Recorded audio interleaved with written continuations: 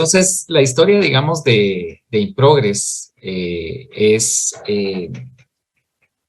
solo que creo que no se ve, no se está compartiendo ahorita la imagen.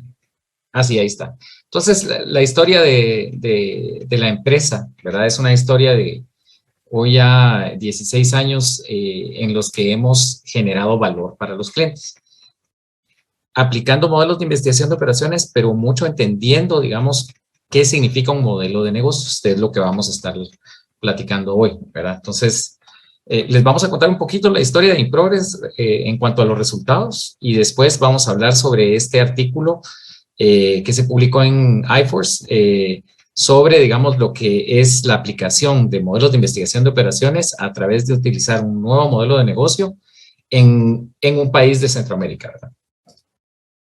Entonces, InProgress ha hecho proyectos en más de 20 países. Tenemos oficinas donde están los círculos rojos. Ya, digamos, tenemos proyectos permanentes en El Salvador, en Honduras y en Guatemala. La cantidad, digamos, de empresas anda entre 80 y 90, dependiendo, digamos, de cómo uno lo mide. Son empresas grandes, digamos, empresas en Suiza, empresas en México, en Estados Unidos, y muchas empresas, digamos, en Guatemala, que van desde la banca, tecnología, energía, retail, ¿verdad? Y parte, digamos, importante de esto es entender cuál es el modelo de negocio de cada una de estas empresas para entender cómo le genera uno valor, ¿verdad? Que es parte de lo que vamos a estar discutiendo, digamos, bastante al final. Uno de los, ¿de qué se trata, digamos, este tema del que vamos a estar platicando un poco? Es cómo una empresa de transporte de valores que solo tenía 6 camiones pudo captar un mercado, digamos, en Guatemala, teniendo hoy el 100% de los ATMs que están, digamos, en la capital y el 60% de los que están en el interior de la República. Entonces, ¿cómo, digamos, teniendo menos capital, logra competir con empresas internacionales de transporte de valores? Entonces, lo primero que hicimos fue conocer el medio, ¿verdad? ¿Qué es el transporte de valores? Y ustedes ven aquí una gráfica donde lo que mostramos es diferentes bancos en diferentes países donde se ve la facturación anual que tenían, digamos, al inicio de nuestra participación, y a la izquierda se ve digamos, la facturación con la que terminó el proyecto. Entonces, por ejemplo, el Banco Verde estaba pagando $13 millones en transporte de valores y 3 años después estaba pagando $5.4 millones. Transporte de valores, para los que no saben qué es cómo se mueve dinero entre las agencias para que siempre haya dinero en los cajeros o en las agencias. Y las transportadoras de valores le cobran a los bancos o a las redes de cajeros por mover ese dinero, ¿verdad? Al final, por ejemplo, en el banco grisito que está en la parte inferior, la cuenta de transporte de valores era la tercera cuenta más alta, digamos, del gasto operativo del banco. Entonces, como ustedes pueden ver, en todos los casos logramos hacer una reducción del costo y también logramos reducir el número de visitas, digamos, que se hacían para llegar, digamos, a hacer los abastecimientos. Ahora, eso es bastante delicado, porque imagínense ustedes que uno mande instrucciones de dinero y que no lleguen los camiones, ¿verdad? O que lleguen tarde, o que se queden sin dinero. Como me decía, digamos, un banco, imagínate, nosotros, si nos quedamos sin dinero en una agencia en el interior, queman la agencia, ¿verdad? Entonces, es algo muy arriesgado, además del riesgo reputacional. Y estos proyectos de transporte de valores, nosotros el primero lo empezamos en 2011. De 2011 para el 2021, en 10 años, no hemos tenido un solo evento, digamos, que nos quedemos sin dinero, digamos, en una agencia, ¿verdad?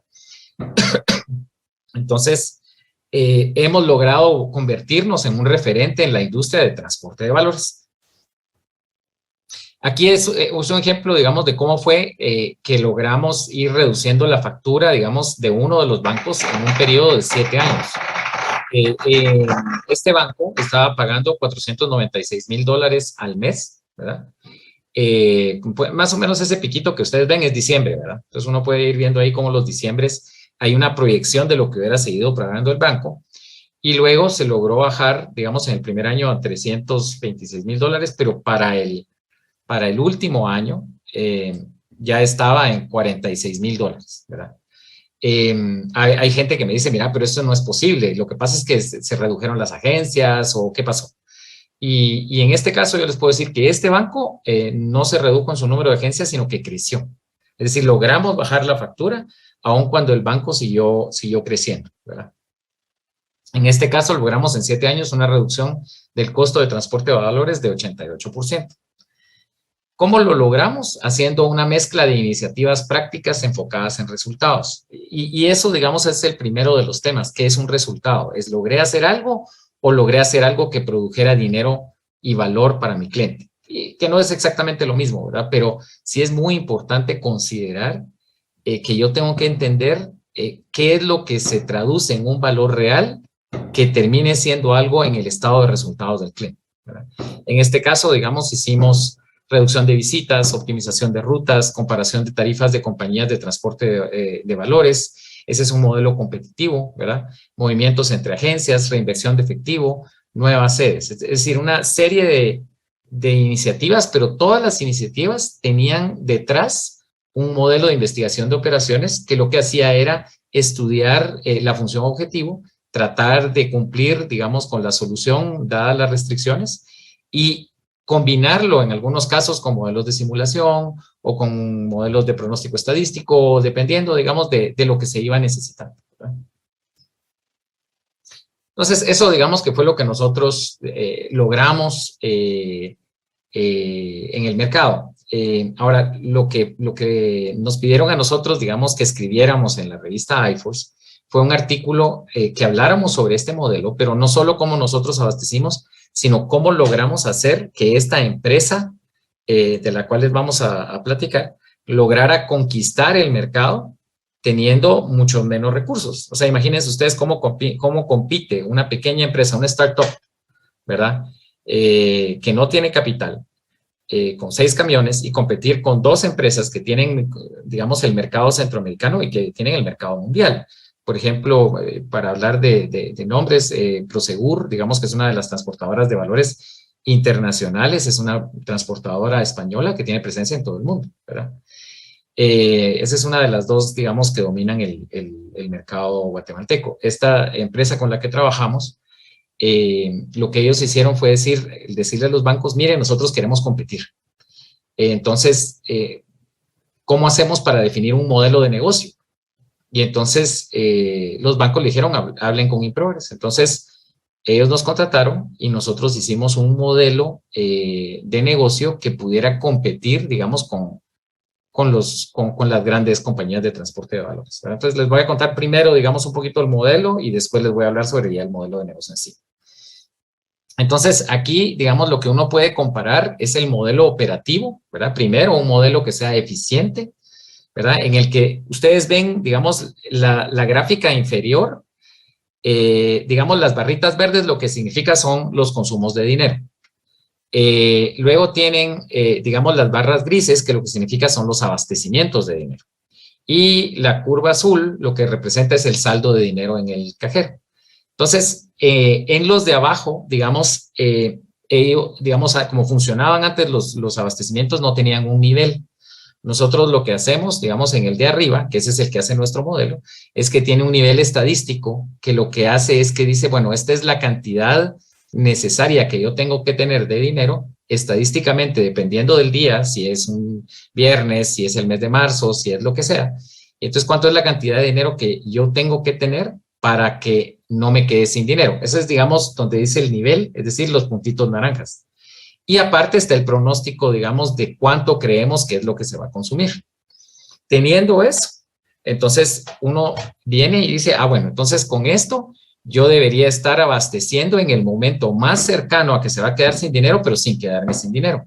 ¿Por qué? Porque conforme yo haga los abastecimientos más grandes, yo hago menos visitas. Si hago menos visitas, pues pago menos, ¿verdad? Entonces, esto, digamos que es bien interesante porque ¿cómo hace uno para no fallar? Digamos, ¿verdad? ¿Cómo hace uno para no fallar cuando, por ejemplo, uno tiene un cajero, de repente hay una manifestación y el cajero se quedó sin dinero? ¿Verdad? Entonces, ustedes pueden ver ahí que esta es una gráfica, digamos, real, ustedes pueden ver la línea rojita, digamos, cómo le pega muy bien a los consumos verdes, ¿verdad?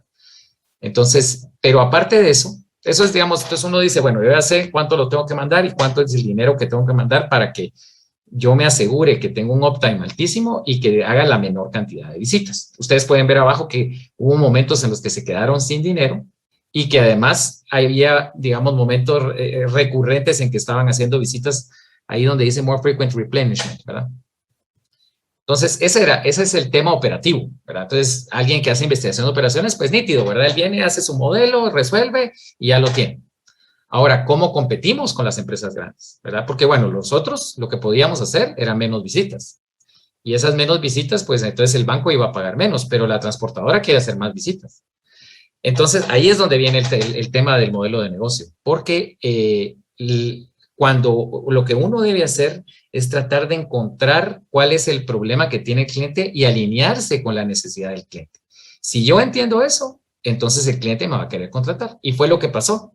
Digamos, las transportadoras tienen el problema de que ellos quieren hacer más visitas y cobrar más dinero. Y el banco lo que quiere es que haya menos visitas y pagar menos dinero, ¿verdad? Entonces ahí hay un divorcio, ¿verdad? Entre el proveedor y el cliente.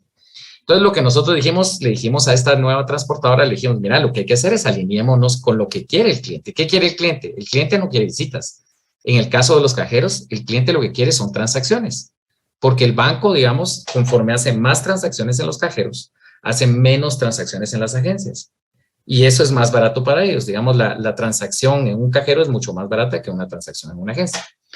Entonces, lo que hicimos fue establecer un modelo de negocio en el que la transportadora nueva cobrara por transacción hecha. Y esa diferencia, digamos, tan sencilla, hizo que ellos pudieran ganarse al final todo ese mercado de transporte de valores en Guatemala. Sin embargo, lo que es interesante es que investigación de operaciones nos permite entender esa operatoria y cómo uno puede ofrecer ese modelo. ¿Por qué? Porque, bueno, está fácil decir, bueno, mira, lo que tienes que hacer es alinearte. Pero luego, ¿cómo hacemos para convencer al banco que él me permita a mí como transportadora decidir el momento del abastecimiento? Porque si no, la transportadora tiene que esperar que el banco le diga dónde abastecer y qué abastecer. Y en este caso, como la transportadora tenía nuestro modelo, ella convenció a los bancos de que la transportadora decidiera el momento en que abastecer. Y eso a la transportadora le redujo sus costos operativos, porque entonces ya no es donde el banco cree que no se va a quedar sin dinero, sino que si yo tengo una calle donde hay 3 cajeros, pues los paso abasteciendo en el momento que más le convenga a la transportadora. Entonces, el modelo como tal resuelve una serie de restricciones importantes, ¿verdad? Vemos, digamos, por ejemplo, que resuelve cuánto es el fondo de dinero, porque ese es otro tema. Uno era que nosotros tuviéramos un modelo orientado, digamos, a las transacciones, ¿verdad? Pero también decían, tenés que utilizar menos dinero que lo que nosotros le damos a las otras transportadoras. Teníamos que tener un uptime más alto, teníamos que ser, digamos, un costo de alineamiento, ser más baratos y al final utilizar menos dinero. Y además ganar más dinero como empresa, ¿verdad? Entonces, cumplir todo eso se podía hacer solo de 2 maneras, entendiendo bien qué era lo que el cliente quería, cómo podíamos hacer plata y en tercer lugar, asegurándonos que teníamos un modelo eficiente que nos permitiera ganar en cada visita, cada centavo, ¿verdad? Teníamos restricciones entonces del tamaño del fondo, teníamos restricciones de capacidad, porque el número de camiones que se tenían al principio era muy limitado, solo teníamos 100. Cuando una de las otras transportadoras tenía, solo teníamos 6 camiones, la otra transportadora tenía 6. Perdón, aquí ustedes pueden ver que también dice number of cassettes, ¿verdad? Que es el número de bines, maletines, dependiendo del país se le llama diferente, o cassettes, cajitas, ¿verdad? Que son las que se meten en los cajeros. Los cajeros habitualmente pueden tener entre 1 y 4 cajas, ¿verdad? Entonces uno decide el número de cajas que uno puede mandar y la cantidad de dinero que va en cada caja, que puede ir lleno o puede ir parcial. Y el costo también del transporte dada la distancia que se tiene que hacer, ¿verdad? Y luego tenemos que encontrar la ruta de abastecimiento óptima, ¿verdad? Entonces, en este caso, se hizo, digamos, un modelo que tuviera, digamos, ciertas restricciones, ¿verdad? Para que pudiéramos cumplir, digamos, con todos los abastecimientos, digamos, en la ciudad. El modelo en sí lo que trata es que cuando hay abastecimientos muy lejos, pues que vayan menos veces a esos lugares donde hay pocos cajeros y que están lejanos. Y entonces, bueno, ya se vienen y se hacen las rutas, etcétera. ¿Qué es lo que dice el CEO de esta empresa, verdad? Entonces, Miguel Ángel Sánchez dice, este nuevo modelo de negocio nos ayudó a lograr los mejores indicadores de las 3 compañías de transporte en todas las áreas. El mínimo coste de transporte por ATMs, ¿verdad? La mínima cantidad de dinero para poder abastecer, digamos, los ATMs, el máximo uptime relacionado con el abastecimiento de dinero y que nos llevó a ser la empresa de mayor confianza en transporte de valores en el país, ¿verdad? Esto se tradujo en el 80% del market share, ¿verdad? Que es un cambio increíble para una pequeña empresa nacional en tan solo 5 años, ¿verdad?